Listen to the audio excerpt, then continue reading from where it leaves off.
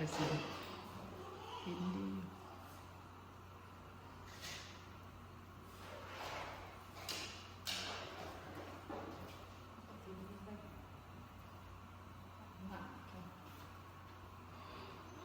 กำลังหนึ่งเข่า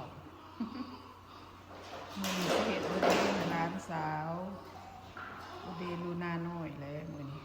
อยู่ลาดสีกัดเด้อคอละแข่งพ้นคอกระเหตุแก้วยังบริแต่งดอกเมย์เพิ่นยังไปหาเพิ่นอยู่อันนะคงเฮียนเขาเฮียนได้เดือนหนึ่งแล้วโอ้ยเข้ามานี่ก็แล้วกำลังจัดเตรียม2 ตูนก็เห็นบาร์บีคิวอยู่นอกบ่มีหลายดอกหมูคนลาวมื้อนี้เพิ่นสิเลี้ยง2 มื้อหมูคนลาวเฮ็ดมื้อวันศุกร์แล้วก็หมูคนเมกาหมูขอเพิ่นสิเฮ็ดมื้อวันเสาร์กำลังเตรียมผักชีอย่าดื้อผักชี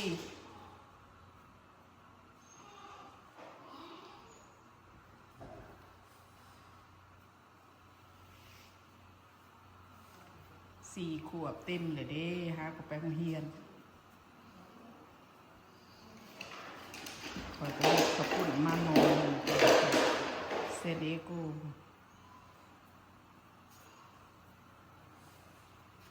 แขกเพิ่นก็บริสุทธิ์หลายเพิ่นมาอยู่ใหม่เนาะเพิ่นก็ยังบ่ฮู้คนหลายประมาณ10 คนซะหมู่คนเอเชียคนลาวคนไทย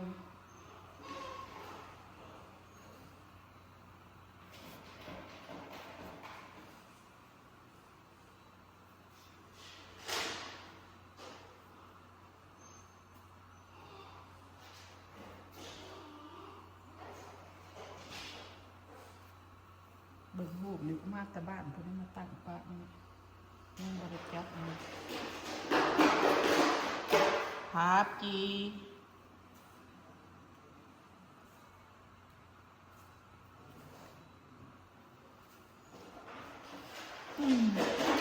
ต้นคริสต์มาสเพิ่นมีแต่ลาบูบูลูนาน้อยอ้าวทีวีนี่คือบ่พากันเปิดเลย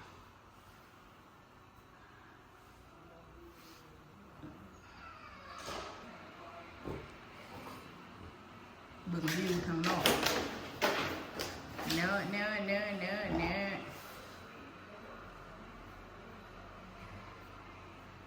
2 ตู้นั่นบาร์บีคิวอยู่นอกคนโต๊ะสิจัดกันทางในนี่แหละกินกัน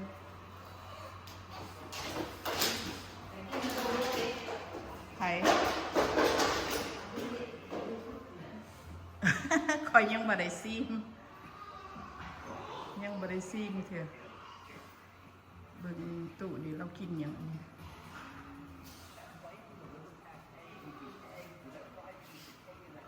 หนาวน้อยนึงแต่ว่าบ่หนาวนะข้างในเปิดฮีทอยู่มืดๆจนฮ้อนข่อยนะเดี๋ยวนี้กำลัง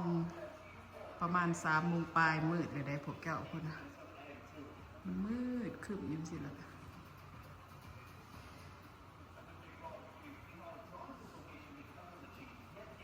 ลาบูบูเบิ่งต้นคริสต์มาสก็ยังบ่ได้ซื้อเครื่องเขาเถอะเดือนนี้ Thanksgiving ตัวเนาะอีกทิศหน้านี่ Thanksgiving นี่มีแต่ holiday